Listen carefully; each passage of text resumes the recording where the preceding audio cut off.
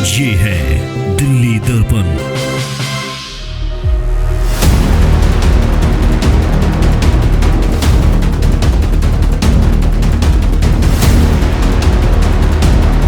तो सामने लेके आए तो कहता है जी मैंने 6 महीने से हरकतें कर रहा हूँ, गुजरों की, जाटों की, बामनों की। कहता है लड़कियाँ जो ट्यूशन पढ़ने आती मैंने ऐसे छेड़खानी, खुद कबूला है उसने। लेकिन इस केस को इतना हल्का कर दिया गया, बिल्कुल ना के बराबर। कहते हैं जी हाथों हाथ जमानत हो जाएगी, उसकी कोई दिक्कत नहीं है। और उसके पिताजी ने मुझे कहा जी हमने 20 लाख रुपये दे दिए, अब क्या होगा हमारा? कुछ नहीं होगा।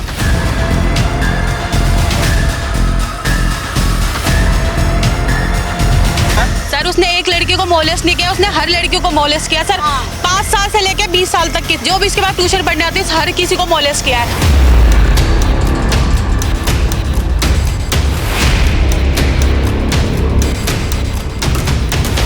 एमएलए साहब के सामने उस बच्चे ने ये बात बोली, एमएलए के सामने बोली है। एमएलए साहब पूरे भारद्वाज जी के आगे कि भी मेरे ऐसे तो गांव में मैंने कितने के रखा। मनोज माल्यान जी के सामने खुद उन्होंने अपसेट किया है, मौजूद किया है। दीप सेंटर मार के उसने कहा हाँ जी मैंने इतने किया, थाने में किया है खुद।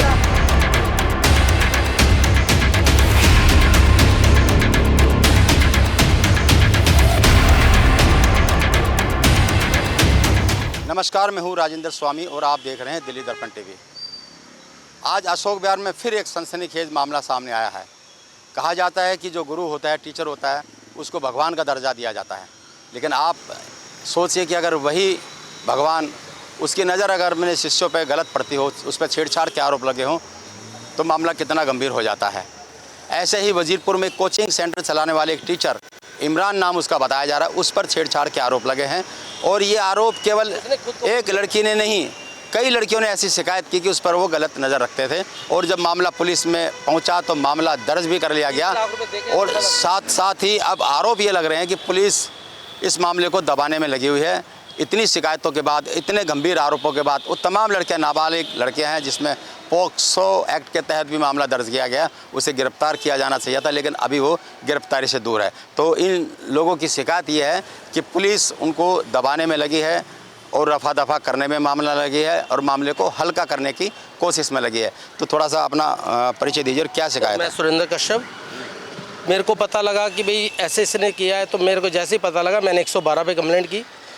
और बाद में उसको जब थाने आए, थाने से आते ही तब ये पता लगा कि भाई ऐसे से उसने उसके पिताजी को बुलाया, ऐसे किया है जी। उसको सामने लेके आए तो कहता है जी मैंने 6 महीने से हरकतें कर रहा हूँ, गुजरों की, जाटों की, बामनों की। कहता है लड़कियाँ जो ट्यूशन पढ़ने आती मैंने ऐसे छेड़खानी, खुद कबूला है उसने।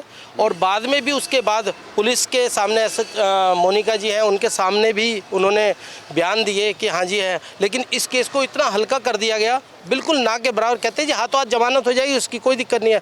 और उसके पिताजी ने मुझे कहा जी हमने 20 लाख रुपए दे दिए, अब क्या होगा हमारा? कुछ नहीं होगा। मैंने कहा दे दिए अब ये उन्होंने कहा जी हमने किसी को 20 लाख दे दिए, हमारा तो कुछ नहीं होगा। अब ये कुछ गांव वाले ने भी, हमें पता लगा कि भाई उसके साथ समय, मेरे पास इतना दबाव आ रहा है कि भाई केस को वापसी लो, नहीं तो आपका ये हो जाएगा, वो हो जाएगा। मैंने कहा जी मैं पीछे नहीं हटूँगा। मेरी उन 20 से 25 बच्चियाँ हैं जो मेरे गाँव की हैं, मैं उनके साथ अत्याचार नहीं होने दूंगा। मैं उसका भाई बहन, जो भी मेरी बेटियां हैं, जो भी है, उनके साथ मैं तन मन धन से खड़ा हूं। और मैं कि उनके साथ। वो बच्ची क्या पढ़ती थी, कब से पढ़ती थी, और वो जो आरोपी है उसका क्या नाम है? आरोपी इमरान है और उसके पिताजी की सेंटर मार्केट में दुकान है। और वहाँ से भी दबाव है, कुछ राजनीतिक दबाव भी मेरे ऊपर आ गए हैं।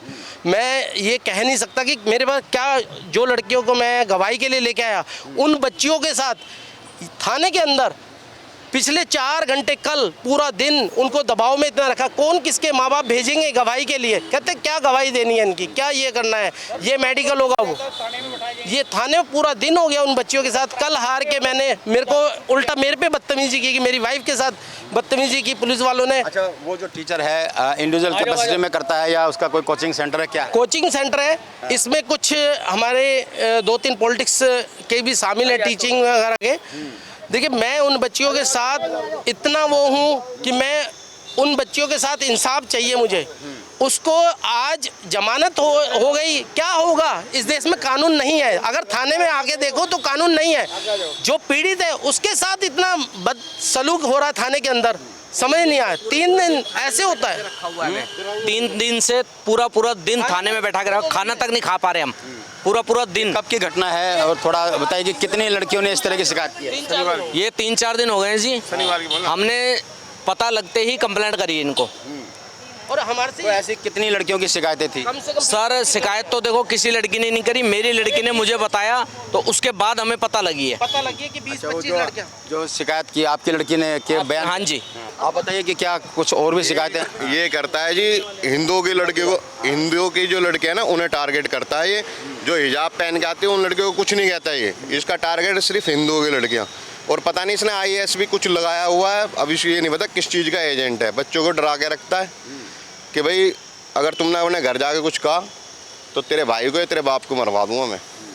अब ये यहाँ का भी नहीं, किराए पे रहता है, यूपी का है। इसके बारे में कुछ नहीं पता। अब क्या फंडिंग आती है इसके बाद कुछ नहीं पता। ये क्या कोचिंग चलाता है या किसी और की कोचिंग है, क्या है? ये पता नहीं, बच्चों को और पढ़ाता की भी है। कोचिंग है जी अपने गांव में। मुझे ये कोचिंग हमारे गांव का कोई एक है तो उसके मुझे नाम ध्यान नहीं आ रहा।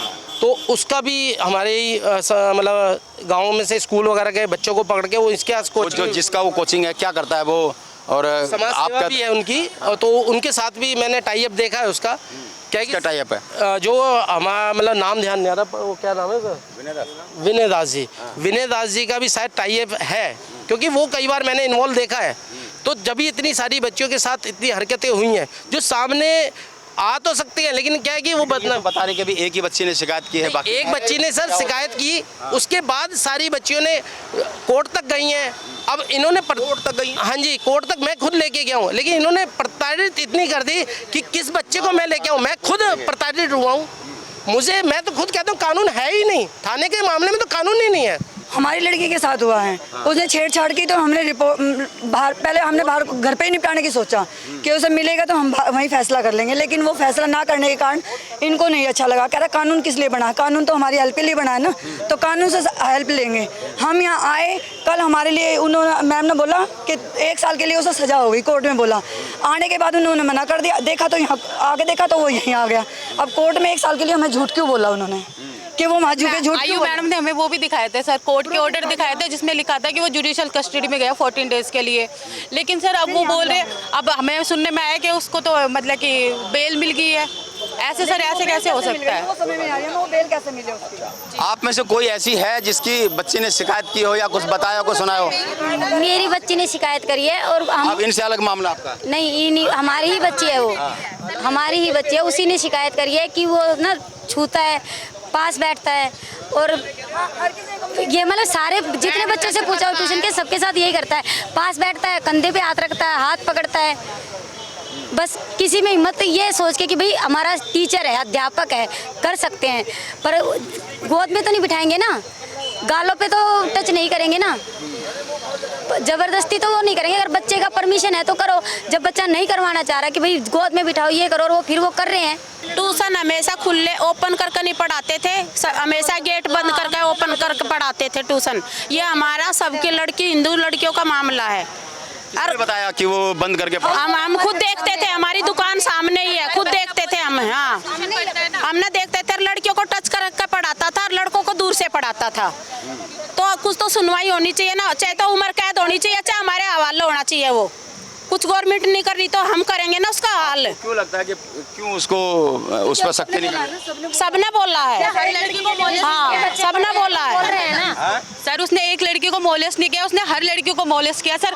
5 साल से लेके 20 साल तक की जो भी इसके बाद ट्यूशन पढ़ने आती है हर किसी को मोलेस्ट किया है। लड़कों को वो दूर से पढ़ाता था, लेकिन लड़कियों को वो हमेशा टच करके मोलेस्ट करने की कोशिश करता था वो हमेशा।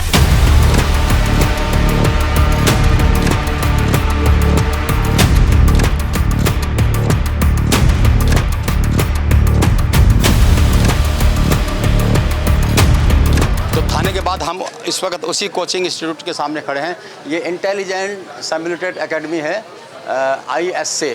तो ये इसके बोर्ड के हिसाब से ये 5वीं क्लास से लेकर के 10th क्लास तक के सब्जेक्ट्स को ट्यूशन पढ़ाता था, कोचिंग देता था। और इसके अलावा अकाउंट्स, इंग्लिश, इकोनॉमिक्स, इस तरह के CBSE वगैरह कई तरह के स्टेट बैंक के बोर्ड जो कंपटीशन एग्ज़ाम होते हैं उनकी भी तैयारियाँ कराता था। तो जो आसपास के लोग हैं उन्हीं से हम जानना चाहते हैं, इतना कंजेस्टेड एरिया है और इस तरह की इतनी संख्या में लड़कियां अगर शिकायतें कर रही थी, आप लोगों को पता नहीं लगा? आप तो पास ही रहते हो। किसी भी लड़की ने ये जो घर जाके बताया तो लड़की ने या तो घर बताया नहीं, उसने स्कूल ट्यूशन छोड़ दिया, किसी ने माँ बाप ने बैठा लिया भाई बेइज्जती के डर से। हमारी जो बच्ची थी, बच्ची ने बताया, हमने तुरंत एक्शन कर दिया। ये दूसरे दिन सैटरडे को तो ये भाग गया यहाँ से। आपने पुलिस को कंप्लेंट कब दी? हमने 112 पे कंप्लेंट की, उसके बाद थाने के जाके कंप्लेंट की। हमें वहाँ में जाके पसंद है, ठीक है जी इसे सजा हो जाएगी।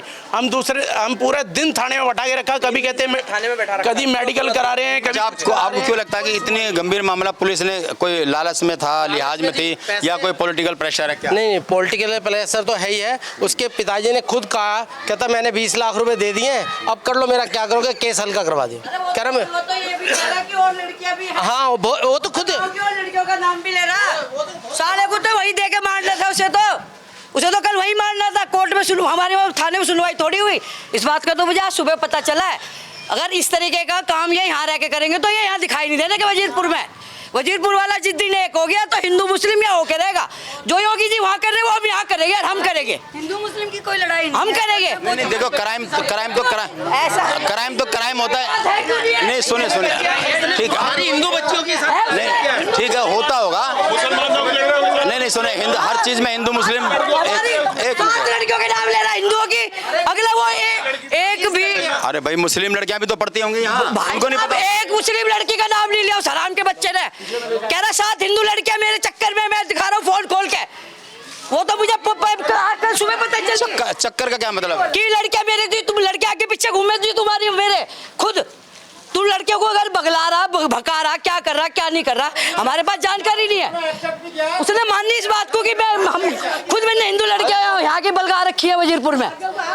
ये हमारे ऊपर तमाचा है, ये हमारे वजीरपुर के ऊपर तमाचा है। मैंने सुना है कि उसने वहाँ पर एक्सेप्ट किया है कि मैंने 17-18 लड़कियों के साथ ऐसा किया है, उन्हें एक्सेप्ट किया है, लेकिन उसको भी इग्नोर करते हुए मतलब ये ऐसा हो रहा हाल कि हम लोगों की किसी सुनाई नहीं जा रही है। मतलब कश्यप ये फैमिली है। बिल्कुल, देखिए ये इन लोगों का गुस्सा, ये देखिए ये इन लोगों का गुस्सा है। अगर पुलिस इस तरह से ढिलाई करेगी और इस तरह से कि 3-3 दिन चक्कर काटने के बाद इतने गंभीर आरोप लगे हैं कि कई लड़कियां, मतलब दर्जन भर से ज़्यादा लड़कियों का नाम है। और जो सरकार है इस समय, जो जब माहौल इस तरह का होता है कि पुलिस हर मामले में हिंदू मुस्लिम करती है, सरकार भी हिंदू मुस्लिम करती है, और यहाँ सरेआम इस तरह की घटना है। और जो हिंदू मुस्लिम करने की बात कहते हैं वो इस मुद्दे पे चुप क्यों है, ये भी एक बड़ा सवाल है। फिलहाल ये शक तो पैदा होता ही है कि इतने संगीन आरोपों के बाद ये केवल शर्मनाक ही नहीं है, बल्कि इससे भी ज़्यादा शर्मनाक ये है कि पुलिस इस तरह के मामलों को